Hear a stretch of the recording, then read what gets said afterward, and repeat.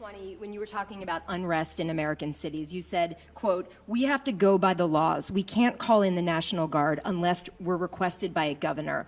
What changed now? Why is this situation different to not consult with Governor Newsom about this? Well, the biggest change from that statement is we have an incompetent governor. So I talked about governors, but I didn't talk about he's an incompetent governor. Look at the job he's doing in California. He's destroying one of our great states. And if I didn't get involved, if we didn't bring the Guard in, and we would bring more in if we needed it, because we have to make sure there's going to be law and order.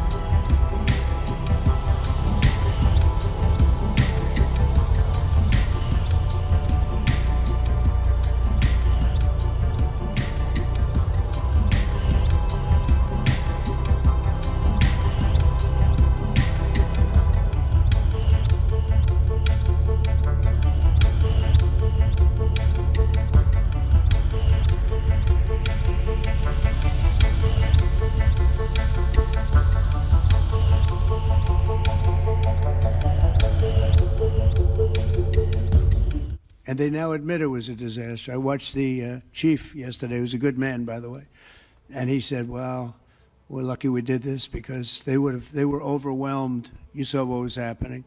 So we did the right thing. Everybody agrees to that. But you have a governor who let the city burn down, didn't want water to be sent down to him. I sent billions of gallons of water. I wanted to do it in the first term. He wouldn't do it over, I don't know, they have environmental reasons, but there were no environmental reasons. I think it's just a political philosophy. But it's lucky for the people in Los Angeles and in California that we did what we did. We got it just in time. It's still simmering a little bit, but not very much. Yeah, please. And what crime has he committed that would warrant his arrest? What crime has Governor Newsom committed? A crime has he committed? Yeah, to warrant his arrest, as you I think his earlier. primary crime is running for governor because he's done such a bad job. What he's done to that state is like what Biden did to this country. And that's pretty bad. It's the wrong philosophy. Thousands, hundreds of thousands of illegal immigrants, many of them prisoners. They're taking up your health care. They're taking up your space in schools. They're taking up your hospital. And in many cases, they're criminals.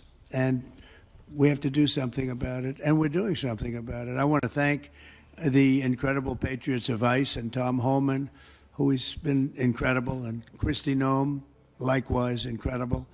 The job they're doing. And it's like an unforced error. There was no reason for this. 21 million people were allowed into our country, and many of those people were criminals. And it's a shame. It's a shame. But we're getting them out. And I will say, I think it's a 95-5 issue, just like so many other issues, 95-5. And the Democrats lost an election in a landslide because they're on the wrong side of the issues. I mean, it's not even conceivable that somebody would do the kind of things that he did. And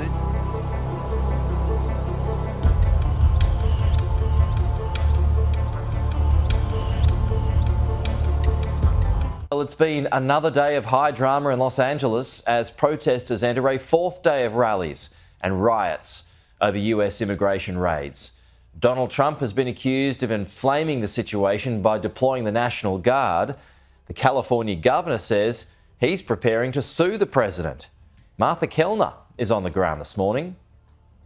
This particular demonstration is in support of a man named David Huerta. He is a local labour union leader, and he was arrested last Friday during raids by the Immigration and Customs Enforcement Agency, otherwise known as ICE. There is a video which has gone viral online showing him being tackled to the ground and handcuffed by officers. He was acting as a so-called community observer at the time, but those immigration officials say he was interfering with what they were doing. So these protesters are calling for the charges against David Huerta to be dropped. Feels like LA is a city bruised by some of the scenes we witnessed over the weekend. Cars being burnt out, police officers being attacked, but protesters also facing rubber bullets and tear gas. It feels like this situation is still escalating. It doesn't seem like these protests are dying down. And meanwhile, the war of words between the President, Donald Trump, and this state's Governor, Gavin Newsom, is continuing to Donald Trump in the past hour or so, saying Gavin Newsom is grossly incompetent. He claims that LA now is a lawless city, that it is a city being overrun, in his words, and being invaded. So the rhetoric here is quite grim from the President. Gavin Newsom accusing the President of inflaming the situation, as you said, by bringing in National Guard troops. I'm joined by Roman Palomares, who is the president of a Latino organisation, the largest Hispanic organisation in the US. Roman, tell me, why are you here today? I'm here, I flew in from Dallas today, but we're here to support the release of David Huerta. We're here to support the union. We're here to support the community. What we're finding is that the tactics that are being used, by ICE and other federal folks is unacceptable. And that's why we're here. I met with the mayor this morning. We talked about how we can move forward. But, we believe in peaceful demonstrations. We believe in peaceful gathering of people. But there's always a few agitators that cause problems. And we're here to see what we can do to temp it down a little bit and work with the local community. We're supporting here. Do you think there was a core of troublemakers yesterday, burning out cars, attacking police officers? Yes, that happens all the time. Wherever you have big demonstrations or whatever, you'll have a few rotten apples, as I call them. But they're agitators that come in, and then that causes a lot of destruction and stuff. But then it harms what we're trying to do. Here we are trying to peacefully demonstrate, and then they take away from that, and then that's the story that's out national. But it's not that bad in this community. Thank you very much. That's Roman Palomares, head of the largest Hispanic organisation here in the United States, very much hoping that this protest and the other ones that are planned across this city today remain peaceful.